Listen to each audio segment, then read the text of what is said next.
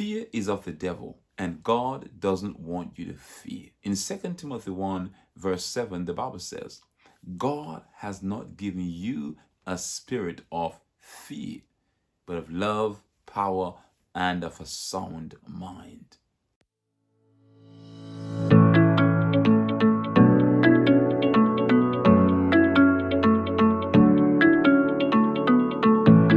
Hi, my name is Ezron, and welcome to A Word for You.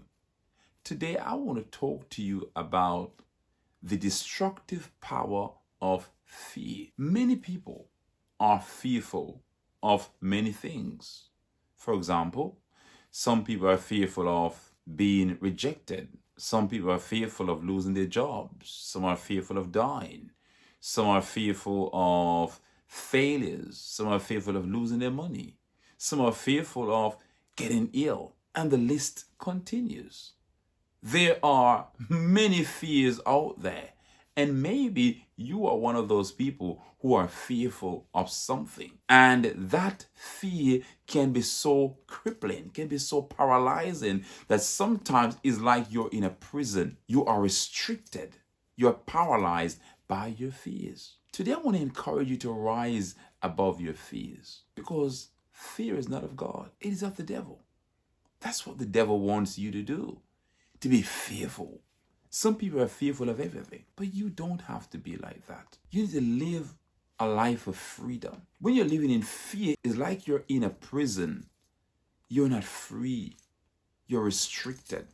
And today, I want to encourage you to live a life beyond fear. Live a life above fear.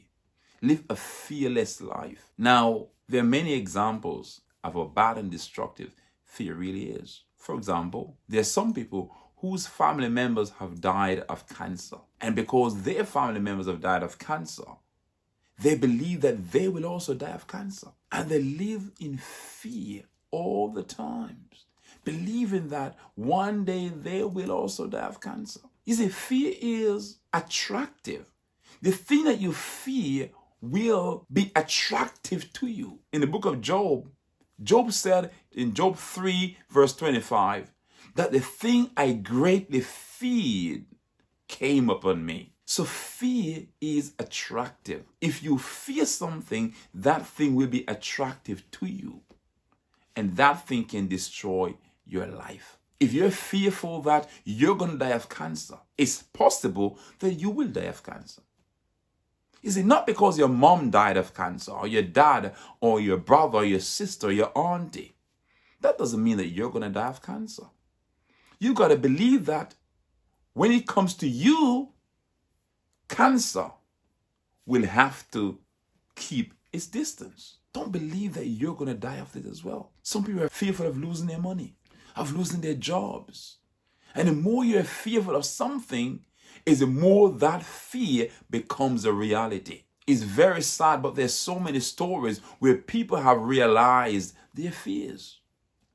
Their fears have caught up with them. Their fears became their reality. Today, I'm encouraging you to dispel your fears. Talk yourself out of it. Stop thinking on the negative thing, to rise above your fears. I remember I went to one of the largest water parks in Europe called Siam Park, and they had a tower called the Power Tower. When you stand and look up towards the tower, it looks really scary. And, my friends and I, we went and said, you know what, we're going to try this tower first. And we went because it was the scariest of the lot. And we said to ourselves that if we were able to go down this slide, then we were able to go down any one. And we went, was scary, but we did it. And the rest was history. Every other slide we conquered. You just got to rise above your fears, because your fears can keep you from achieving your goals in life. There's some people who are so fearful that they can't even achieve their goals in life. They're afraid of failure. I don't want to do it. I can't do it. Fear tells you what you can't do. Fear is good at telling you what you can't do. Oh, I can't get that degree. I can't drive. I can't ride a bike. I can't get that job.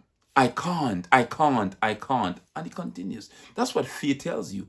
Fear tells you what you can't do. Fear is negative. It paralyzes you. It imprisons you. It keeps you from achieving your goals. Today, I want to encourage you to say no more fears. There are lots of fear nots in the Bible, and they're there for a reason. It is to encourage us. Some people say that there are 365 fear nots in the Bible, one for every day. Now, I don't know how true that is because I'm not really going through the Bible to that extent to look specifically at the phrase fear not. But I know that there are lots of fear nots in the Bible. And they're there for a reason, to encourage us not to fear. Fear can lead you into depression. It can make you become paranoid. It can make you become anxious. Fear is destructive. And today I am encouraging you to rise above your fears.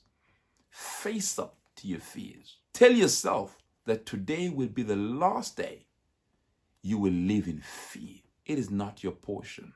This is not God's will for your life. God doesn't want you to fear because He knows how destructive fear is. If you have been blessed by this word, I'm going to ask you to share it with a friend. Let someone who is living in fear hear this word of encouragement. So please share this. And if you haven't yet subscribed to my channel, your subscription is greatly appreciated. Please also leave a comment down below and don't forget to hit that notification bell so you won't miss a word for you. Until next time, stay blessed.